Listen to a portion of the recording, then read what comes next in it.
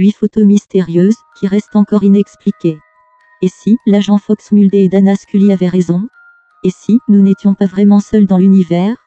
Ces photos mystérieuses, prises à différentes époques, et qui apparaissent de manière ponctuelle sur le web, obligent Liège Détection Investigation à enquêter sur ces étonnants phénomènes paranormaux.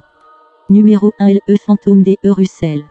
Le 17 août 1997, les Russell font une petite visite à leur grand-mère au centre gériatrique où elle réside. À l'occasion d'un pique-nique, la petite fille Denise souhaite immortaliser ce moment en photographiant sa grand-mère de 94 ans. Ce n'est qu'en 2000 que Denise Russell remarque une chose étrange sur ce cliché. Un homme se trouve derrière son aïeul et ne serait autre que son grand-père. Problème, celui-ci est décédé en 1994. Rendu public, en 2000 par un site de paranormal. Authenticité, Denise Russell présente 2 images de son aïeul vivant pour prouver ce qu'elle avance et il ressemble effectivement, à la ride près, au vieil homme présent sur la photo. À ce jour, cette photographie est considérée comme une des meilleures preuves de l'existence des fantômes. Numéro 2 Le Chevalier Noir. Cela ferait plus de 13 000 ans que ce satellite artificiel serait en orbite autour de la Terre. D'origine probablement extraterrestre, le Chevalier Noir interroge les plus sceptiques scientifiques. En 1954, le militaire à la retraite Donald Kefwal affirme que le US Air Force connaissait la présence du satellite à une époque où la technologie pour lancer un tel objet n'existait pas encore. Depuis plus de 50 ans, ce mystère orbital émet d'étranges signaux radio vers la Terre. Rendu public, en 1954. Authenticité, le Chevalier Noir a été pris en photo en 1960 et en 1998. Numéro 3 Le fantôme de Freddy Jason. En 1919, Freddy Jason est mécanicien sur la base aéronavale de Léon-Solan en Angleterre. Il est tué par un propulseur d'avion, alors qu'il tentait de le réparer. 2 jours plus tard, tous les membres de l'escadrille du HMS Daedalus se rendent aux funérailles. À leur retour, l'officier Victor Goddard décide de prendre une photographie de l'équipe de choc préparée au combat. Au développement du négatif, c'est la stupeur générale. Le visage de Freddy Jason apparaît derrière l'un de ses anciens camarades, et ce, sur toutes les copies distribuées aux membres de l'escouade. Rendu public, en 1975, avec la sortie du livre de Sir Victor Goddard Freak to War, Reality.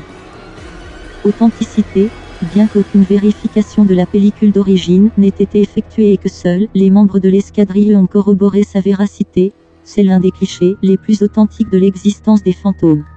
Numéro 4, les lumières de la vallée de Dalen. Découverte pour la première fois en 1981, les lumières de la vallée de Dalen en Norvège n'ont, à ce jour, toujours pas d'explication rationnelle.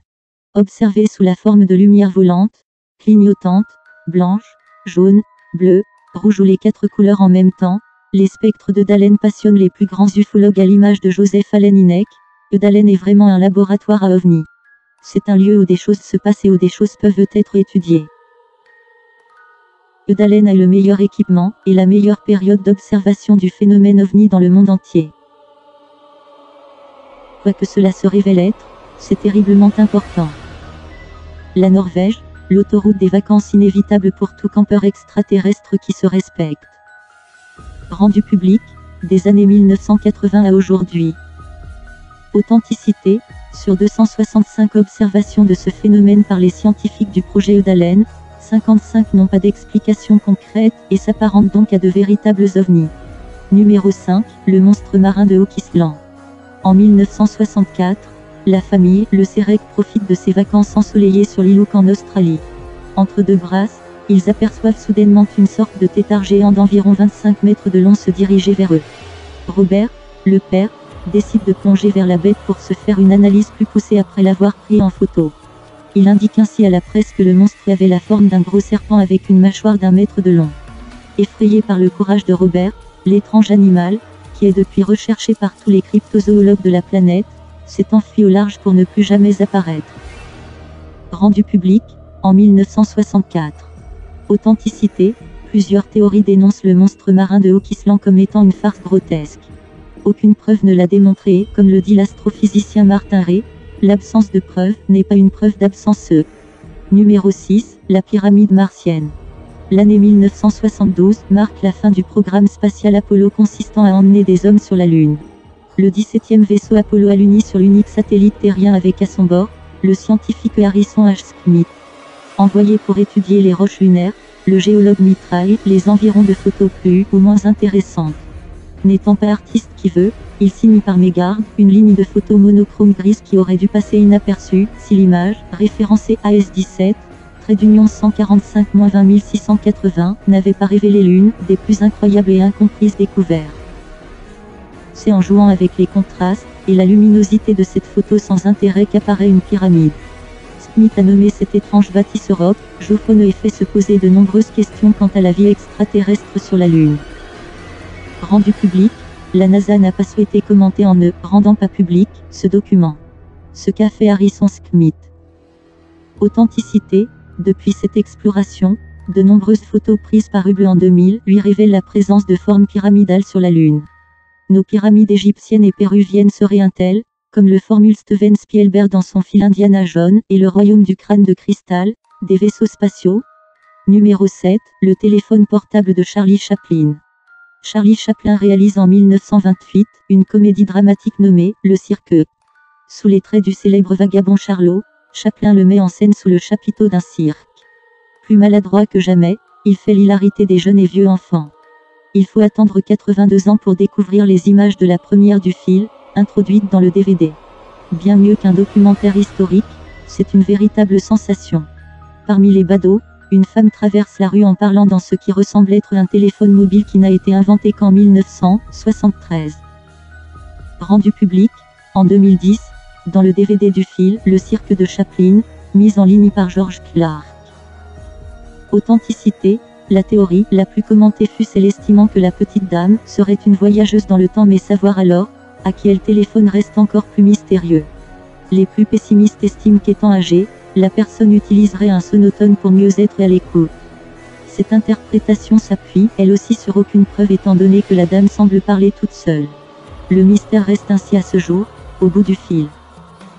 Numéro 8, les fantômes du S. Waterton. En décembre 1924, le pétrolier S. Waterton prend le large de Californie pour rejoindre New York. Il fait beau et bon tout au long de la traversée, si bien que le capitaine du navire, Kate Tracy, décide de laver les cuves vides de pétrole. Il désigne 2 de ses plus mauvais matelots pour faire le sale boulot. Quelques heures après, s'étonnant que les 2 hommes ne soient toujours pas revenus, il descend dans les cuves. Les voyant allongés sur le sol, il s'imagine les réveiller en leur frappant violemment les parties quand il se rend compte d'une drôle d'odeur. Effectivement, les 2 matelots sont morts asphyxiés par une fumée toxique. Jetés par-dessus bord selon les traditions maritimes, les 2 malheureux sont revenus des profondeurs pour terrifier leur terrible capitaine. Pas fou, l'un des matelots a pris une photo pour immortaliser le moment. Leur visage est formé dans l'écume des vagues de façon bien distincte. Rendu public, en 1924. Authenticité, une agence de détectives privée de New York s'est chargée de l'affaire et a authentifié le cliché. Merci à tous d'avoir regardé ma vidéo. N'oubliez pas de liker la vidéo avec un pouce vers le haut et aussi de laisser un petit commentaire. Merci à tous. À bientôt pour une prochaine vidéo.